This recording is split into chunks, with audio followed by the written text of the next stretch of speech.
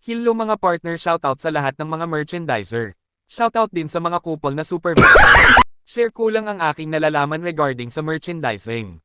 Malaking tulong sa mga baguhang merchandiser. Sa mga patubo pa lang ang sungay sa mga store. Kapag may mga monthly meeting. Madalas nasasabi nila mga acronym lang.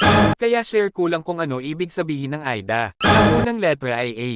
Ibig sabihin niyan attention. Ito ang unang hakbang, kailangang makuha agad ang atensyon ng mamimili. Sa merchandising, ginagawa ito sa pamamagitan ng mga nakakaakit na display. Ang pangalawang letra ay I. I interest ibig sabihin niyan. Kapag nakuha na ang pansin, kailangang panatilihin ang interes ng mamimili. Ipinapakita dito ang mga detalye ng produkto, ang mga benepisyo nito, o kung paano ito makakatulong sa kanila. Halimbawa, paglalagay ng mga impormasyon tungkol sa gamit ng produkto o mga espesyal na katangian.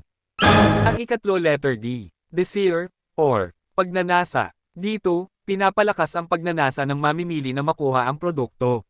Maaaring gawin ito sa pamamagitan ng pagpapakita ng mga pagsusuri ng ibang mamimili, mga promosyon, tulad ng limitadong alok o bawas presyo. Ang ikaapat na letra ay A. Action, action. Ang huling hakbang ay hikayatin ang mamimili na gumawa ng aksyon, iyon ay, bumili ng produkto. Sa merchandising, ito ay maaaring gawin sa pamamagitan ng madaling paraan ng pagbili, malinaw na presyo, o mga paalala na ang produkto ay available na at handang kunin. Hanggang dito na lang po, sana makatulong sa mga baguhang merchandiser. Maraming salamat po.